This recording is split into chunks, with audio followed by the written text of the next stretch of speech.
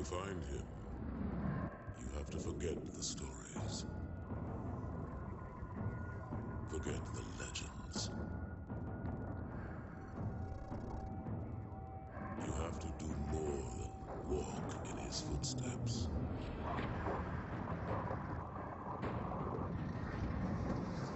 For he is more than the sum of his actions.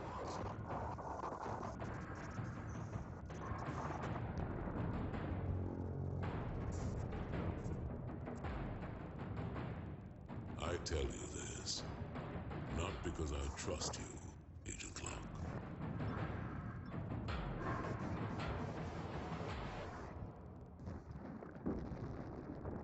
But because all our lives are at stake.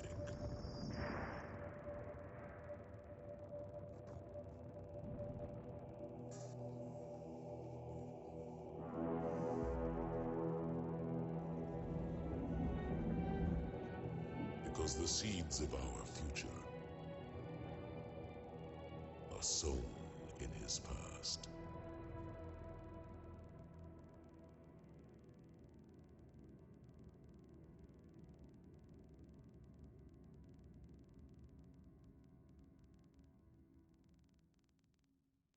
Welcome back, everyone, to the Halo Master Chief Collection Launch Invitational presented by ESL. Golden Boy and Bravo here as we are calling the action for Optic Gaming versus the agency. That is going to be a Game 3 Warlord King of the Hill game. We saw Optic just dominate in that Slayer matchup, but we saw the agency with some real crafty play in the CTF game. Now we're going to an objective game type. We spoke about this before the break. Both players definitely have a tall order in front of them, looking for the slaying prowess of Optic Gaming to definitely shine here. But at the same time, though, I think, the agency, it's like I feel like it's anyone's ball game, man. It's crazy. Yeah, it really is. What the agency really demonstrated in the first game is that they're aware of what they need to do for the objective games, right? Which is not something even a team that is so dominant in Slayer can always pick up on, right? Yeah. These players have been playing together for a long time, especially when you look at players like Fear itself and Victory. Their communication is top-notch. So I'm excited to see if they can bring that once again in Game 3. And there you can see the Optic Gaming guys, of course, coached by the U.S. champion Elamite Warrior, who's one of the greats in competitive Halo, and guys getting psyched up too, which is definitely what they're going to need here, because Warlord was not favorable to them in game number 1. So let's go ahead and kick off the action as we're going to be jumping on board with Ninja from the agency, as he's already going to be able to pick off a kill here at the start, and it seems like they get A control right away. Yeah, right here trying to pick up this kill. Of course, camo is so important on this first hill. It's going to allow you to rack up some time or do a really nice job with the slaying ability. Let's go ahead and see what Pistola is going to do with this camo. Right now, opting to kind of, does jump in the hill. So a nice job there. You kind of have two options with the camo. You can really cause havoc and get behind the enemy team, or you can rack up some time, and the enemy won't really be able to easily spot you as you rack up this time. That's what Optic Gaming is up to at first. They're already up by 20 seconds. Yeah, this is looking great here for Optic. Pistola is going to get hit with multiple nades, and of course, you just paint yourself as a target up there, despite you even being invisible. But now Pistola off the respawn. We'll stick with him because he had a great start there. Snipe down, laying down some cover fire. You saw there on the platform, Pistola getting challenged as he's going to have to back away here, and there's actually going to be a player come from behind as well. Now we're going to be jumping over to B, as it seems as if the agency will get control right away. Yeah, let's go ahead and see what Hysteria is up to. He is in that hill right now on the red plat hill. We'll see if he can hold this down right now. A nice composition here from the enemy team, as you see two side bases. Easily picks up that kill on snipe down. Now helping out Ninja as the player might try to lift on his base. And now not only are they right back in this match, but they are now up by 10 seconds here, now 31-21. It's actually quite shocking to see how quickly the the flow can change here. And why is that? Like, what is it about Warlord King of the Hill that just kind of allows for these dramatic shifts to happen, in this matchup? Yeah, I think there's a few factors in play here as the agency now doubles Optic's score. There's a few factors, like I was saying, Golden Boy, that really you can use the portals to get around the map so quickly and flank the enemy team and be very unpredictable in your movement, right? That'll let you shift your entire team's, layout across the entire map within seconds. If a team is able to lock down map control, they can rank up things like 30, 50 seconds at a time. So that's really a big play as well. If you lock down map control and pinch the enemy in the other base, you can rack up some serious serious time.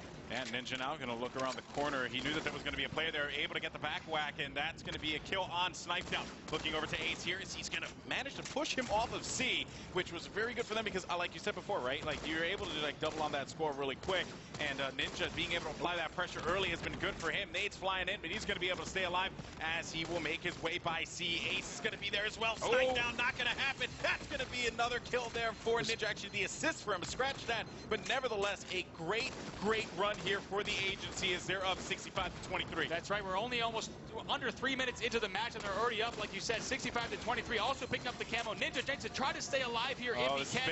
He does get taken out, though, so that gives Optic Gaming just a little bit of hope to try and get map control once again. Snipe Down now pushing into the flag. The area that Snipe Down and Victory X are both in is an area that is crucial to control on the platform hills. You want to control that area behind the base, as Snipe Down is now going to get taken out as well. Not much Snipe Down could have done there. Ace looking over at him as he picks off Hysteria, but look at the pressure there as Ace having to back away, and they have those side bases covered, Bravo, and they have D just right underneath Yellow. This is not good. Fear itself able to take him out, and this means that Optic Gaming is just continuing to struggle here, and but they do manage to get control of it. Let's see how long this can last for them, and we'll stick with Ace off the respawn. Yeah, Ace right now challenging a player top mid. They want to force those players off of top middle as much as possible. Right here trying to get that player out of the hill. Still needs to push. Look at that agency. Amazing control now, up 80-32. Fear itself and Victory X, longtime teammates right there, rotating that hill time, giving themselves still a very healthy lead, doubling that of their opponent.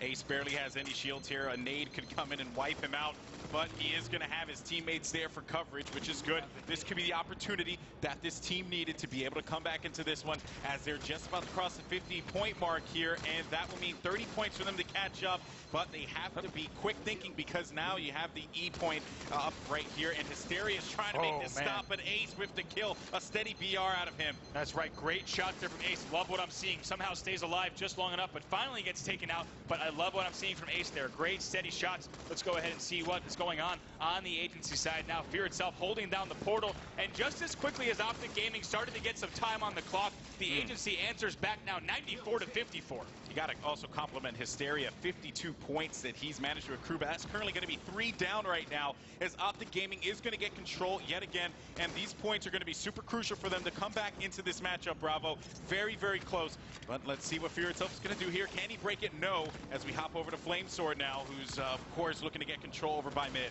Now, his teammate does get taken out. He unfortunately sees that happen right before his very eyes. Now 96-65, takes out Victory X. A nice job with the top middle control. In 6 seconds, that hill will be moving up to top mid, back to A. Yep, back to A it goes. This is where we saw Optic Gaming able to, really run away with it at the beginning there, thanks to Pistola with some great play with the camo.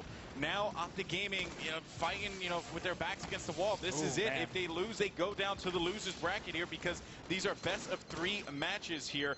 And Hysteria with control. I mean, I love what Hysteria is doing. Look how aware he is of every single angle, right? When you're top middle in the hill, every single player on the enemy team has the potential to be looking at you, but Hysteria somehow staying alive for now 25 seconds, just jumping and dodging every grenade and shot that is thrown at him. Amazing stuff here from the agency. You also need to compliment his teammates for having great setup around him. Oh, dude, they're swarming on these guys like spider monkeys, dude. It's insane. Like, everywhere that they go. Hysteria does not grab that camo. I'm not sure if he didn't see that just yet, or he hasn't backed into it. Hysteria's missed that like a couple times now. And I think it's still up, Golden Boy. Looking at all 8 players, I do believe camo is still respawned behind him. We'll see if he finally turns to it.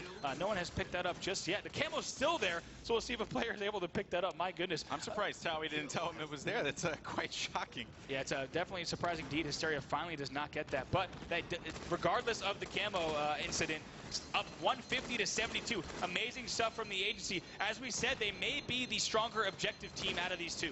Yeah, that's right. You talk about the slaying prowess of Optic Gaming, but based on how they played that flag matchup, it's, they had them just play into their hand, and this is just what you want to see when you have a best of 3. That is mostly objective. He gets the camo after walking past it a second time. Finally burns the camo. It's like, I guess this is here. And now Fear itself maintaining hill control. Optic Gaming really needs to get back in this match. It seems like every time Optic Optic Gaming gets a few seconds, it looks like the agency almost gets double that in response. So right now, score is 156 to 82. Optic Gaming finally getting some time on the clock. We want to see right here, finally taken out. Now Pistola in the hill. We'll see if he can maintain this. He has a nice angle hiding against this ramp pillar, which will shield him from a lot of the angles which the enemy would be able to engage him from. Yeah, Pistola, obviously, he's been kind of, playing a hybrid role here, especially in the objective games. He's been going after the objective a lot, and you can tell that he has his eyes set on C, but you can see Victory X there just continuing to hold him off.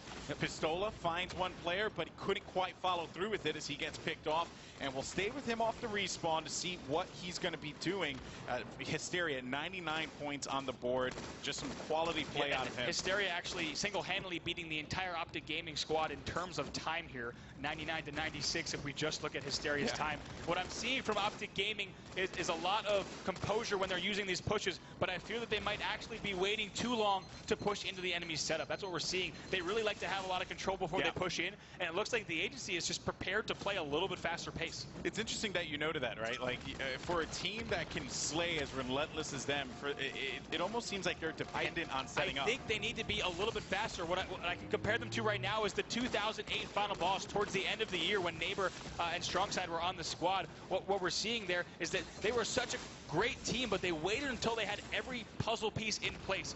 When you're playing against the top teams in the world, you need to be ready to play on the fly, right? You need to be able to take a few shots, deal a few shots, and constantly be moving forward. Yeah, that's right. And again, the agency continuing to get control of this. They're about to cross the 200 point threshold here as they manage to do so. So this is not good for Optic Gaming by any means. 203 to 96. Optic hasn't even been able to cross 100 point threshold on their end, and D is back into control of the agency. Let's jump over to Ninja, see what's going on with him. Right now on our third screen, we're looking over at Ninja in that booth. Constant communication from the agency squad, so I love what I'm seeing on that side. You can bet that they're feeling good here with this massive lead in Game 3, potentially poised to advance into the rest of the winner's bracket. And the other thing, too, to point out is, Victory was there chasing a kill, but, who was there to pick it up, right? It was Hysteria. Like, just nonstop. Like, they're always having each other's back, and they're very mindful of their objective.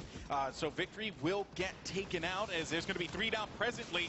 Victory X is looking to see if his teammates are going to manage to stay alive, but now there's going to be the opportunity for Optic Gaming to be able to come back into this one, perhaps, as Fear itself having to drop away there. Snipe down inside of the zone, trying to get this hill controlled as best as he possibly can. They have to come back into this game. They have to do it now. Yeah, they have quite a road ahead of them. There is a little bit over 5 minutes left on the clock, so certainly possible, but 230 to 104, that means only 20 points left right there before the agency is able to close it out. But Optic picking up some good time here. But as I said, every time we see a little bit from Optic, it feels like the agency almost doubles what they just accomplished. Agency could win the game with this hill right here. And, we're going to look at Hysteria because he's been that guy who's just been constantly playing the objective, pressure coming in as he's looking to defend, and he can't quite stay alive, though, as Ninja off the respawn. Let's see what he's going to do. It's going back over to A Bravo. This could be it for Optic Gaming. Yeah, and excuse my first call. It's actually a 300 score to win right here, so they actually will not be able to win in that hill as well, but they'll need... Oh, sorry. Yeah, no, my apologies as well. 300 score to win here on King of the Hill. Yeah, that's right. So 300 points is why I initially thought it was 250, but Ninja with control alongside Fear itself. We'll just hang with him, who, again, it's just been, like, they're very mindful of what they're doing, like, just their surroundings. Granted, off the respawn, they have to be very cautious about that, where the players are going to be pushing. But for the most part, the agency is on the money here, Rob. Yeah, the agency just exercising complete map control throughout the entire game, and then the scoreboard certainly reflects that now. Just under 4:30 left in the match, 247 to 114. At this point, the agency can be pretty confident in pushing into the hill and essentially just start denying Optic from getting the hill, because they don't really have to worry about how close the score is. Instead, they can just worry about map control and pick up these last 50 seconds if they need to, as they're still beating the enemy team by 100 points. Look at the way that Fear itself is strafing around that. What a play out of him to get the headshot, and you just gotta give them all the credit in the world. Just being able to hang around there. He had no shield, off the respawn, strafed around the pillars. That's what you want to see if you're an agency fan. Optic Gaming, though, Flamesword on the move over by Green Flat. Nade's going to be a little short as he's going to have to run away from this. No shields here for him either. And he's just going to have to play this one slow, but there's going to be a player right in front of him, and that will be unfortunate for Optic's Flamesword. as he gets cleaned up. Yeah, unfortunate timing indeed. Optic was able to get a little bit of hill time there. We'll see if Flamesword can do something off the respawn with his squad now. 3:30 left in the match. With each minute that ticks away, it feels like Optic Gaming not able to add too much to their score, and the agency still hovering around that 260 range. One thing I will say, though, and I got to give credit to Optic about, is that, you know, they probably were listening to your advice, man, innately, because these guys, obviously they can't hear you because of soundproof booths, but they're not allowing the agency to get as much time as they were in the beginning of the game. Right. But I fear that it could be too little too late at this point, because all agency needs to do is just continue to chip away, right? Just, you know, get more ticks, get more points, and little by little they will be able to win this game because they're already so far ahead. And Ninja surviving. Somehow staying alive. Let's go ahead and see what's going on the Optic side. We haven't seen too much of Pistola this match. Would love to see what he is up to right now. Yep, and Pistola off the respawn as he will, or excuse me, actually hanging out over by C. They do have full control of this, and this could be a point where they can manage to maybe get into the 200-point threshold. They need to right now. Yeah, and they don't have a lot of time to work with. Yeah, what a comeback it would be here from the Optic Gaming squad. We'll see if they can try to rally back here, but of course, the agency dangerously close to taking this first match. Yep, that's right. So C is up for grabs there with only 14 seconds remaining, which means it's going to be making its way over to D any second now, or actually 9 seconds to be exact. So let's see how agency can close out, or if Optic Gaming is going to be able to answer back. And snipe down, of course, looking over by C, getting that garbage time, but looking at D here as Optic Gaming has to make moves. They have to make something happen right now. Yeah, 15 points, or no, excuse me, 25 points, and the agency has this. Yeah, right now the agency kind of playing a little bit slow, and what I wonder is the Optic Gaming squad now starting to click a little bit late in the game, or is the agency getting comfortable with this massive lead that they have, that they're not putting as much pressure on? If I take a look in their player booth, it actually looks like they have toned down the intensity just a bit, so they might just be going for a composed finish here, as they do have such a lead. Well, I think at this point it is mathematically impossible, though, for Optic Gaming to come back into this one. 275, they have 25 points to gain. So yeah, actually, and they only have about what is that, 80 points to be able to gain on this one. So this is it. It's over. Optic Gaming is going to the losers bracket here at the Launch Invitational. Pretty shocking stuff, considering that this is 3/4 of the PAX Prime champions. It certainly is, and we also got to say, Hysteria, Fear itself, Ninja, all players who are competing at PAX, right? And they actually failed to beat that EX squad, but the now Optic Gaming squad. So an impressive stuff here from the agency. But anyone looking at these rosters on paper, I don't think they expected to see Optic Gaming in the losers bracket round 1, let alone in the losers bracket. Yeah, I mean, this was the team that had a dominating performance at PAX Prime. I mean, but you also have to take into account, right? Flame is a great player, but Strongside, he had a great tournament at that event. So Flame did have some big shoes to fill here. Granted, though, on the other side, and this is something you mentioned before this game even started, agency, they like kind of playing at the underdog role, right? Yep. It's like they're thriving off of that. A lot of people were selling them short. I saw a lot of brackets that were done on various community forums, and people were pretty much saying that the agency was going to lose round 1. Yep. I mean, that was definitely consensus all around, from the Halo community at large. Now only 5 seconds left, and the agency now celebrating in their booth as they now advance further in the winners bracket. They win our first series of the day. That's right. Congratulations to the agency. Of course, Optic Gaming will be going down to the losers bracket. They're not out of it just yet. But man, what a matchup there between these two teams. Agency just showing that strength right at the beginning of the matchup. Optic Gaming at the start looked like they had something going on. Yep. They looked like they were really, clicking, and they were able to get like 30 points at the start. And then from there, it was just out of their hands. Yeah, Optic Gaming right there. You can bet, though, that they're going to have quite a run through the loser bracket. Coming off of a win at the PAX Prime Showdown, there's no way they're going to go down without a fight. We saw a great performance from them in Game 1, losing by that one flag in overtime. In Game 2, an excellent performance. And in Game 3, just failed to get map control throughout the match. So I think, but we did see towards the end them getting a little bit of a rally back. It's starting to click. So I want to see if they're going to be able to continue that through the losers bracket. But one thing, though, for the agency that I'm definitely going to have to watch out for, their Slayer game is weak. And they're going to have to go back and to the drawing board, see what they did wrong. I mean, obviously, you can never account for those situations where you have a crazy triple kill play like what Flamesword had, but still, it was not the same kind of confidence that I saw out of, the agency at the end of that Warloard CTF game. I think objective games, they look a lot more confident than they do in the Team Slayer match. And I think that comes down to the teamwork, right? I think you have, especially, I've said it, before, Hysteria and Fear itself, it's players who have played together before as well. Victory X also played with Fear itself for quite a while, right? And these players have also teamed with Ninja for a little bit of a small duration during Halo Reach. So I think they've really got the teamwork clicking, and it shows in objective games. But you're right, if they want to continue through the winners bracket, what we're going to need to see from them is a little bit of a step up in their Slayer game. Yeah, that's right. But you know what, though? Objective is the name of the game here, right? I mean, you know, you could go ahead and drop Slayer the whole time, and you'll be able to take that game 3. I mean, that in itself is playing to the advantage of the agency. Right. So we'll see how all this kind of works out for them. But, man, it just what an intense game there. That was definitely fun. Hopefully you guys had a great time as well. Now, coming up next, I believe, is going to be Purple Rain versus Believe the Hype. Is that next? I do believe that is the second match, of course, as we saw those first rosters. Believe the Hype is going to be here to win, and, of course, Purple Rain looking to put up a fight. But it's not going to be easy. I mean, that BTH roster has some serious Halo talent. Yeah, that's right. Well, it seems like we have Clutch down on the floor with none other than Ninja. What's going on, Clutch? Oh, Ninja, congratulations on that win. Very big for you and your team, especially up against Optic. Now, the first map, it seemed that either team was taking a while to gain control until a couple flag caps were happening from you and Hysteria. What was happening at the beginning that didn't allow either team to take control of the map, and then what changed for your team to get the map victory? Well, Camouflage was burned right away, and we noticed that immediately. Camouflage running with the flag is pretty broken. I mean, it's you definitely need Camouflage control. So right at the beginning, no team had it. No team was really controlling portals. And Tawi, eventually our coach, told he's like, Tyler, Camo's coming up. So I grabbed it, and I think we got our first flag cap just from Camo and flag. So.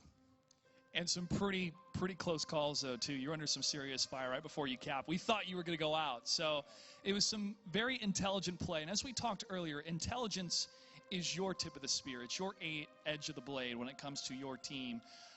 How did that intelligence apply for map number 3? We actually got a good couple, like 3, I think, practice maps on King of the Hill for Warlord.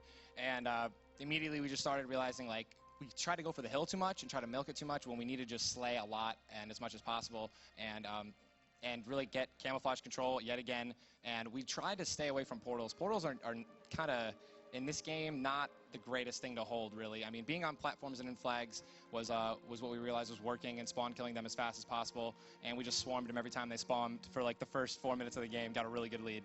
Yeah, that lead pretty much set you guys for a while. It set the pace of the map. Yeah. Let's talk about map 2, though. Slayer. Not really your thing, at least at this tournament. Day 1, the jitters are gone. And as we talked about earlier, you guys prefer the objective game.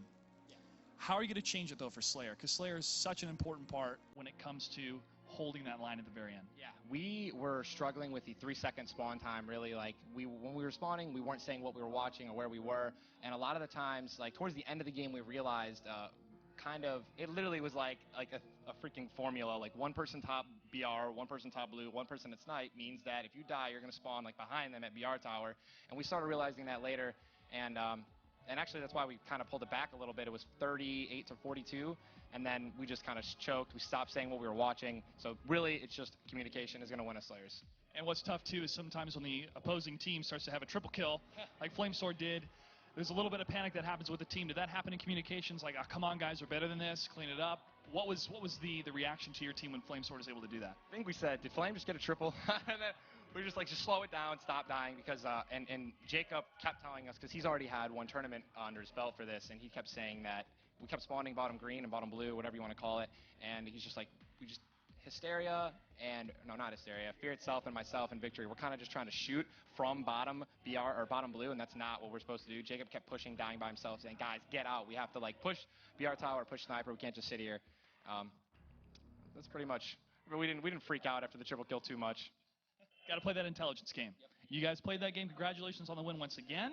You're going to be moving on. You're going to face the winner of Believe the Hype versus Purple Rain. We're going to have that match live in just a bit. Stay tuned.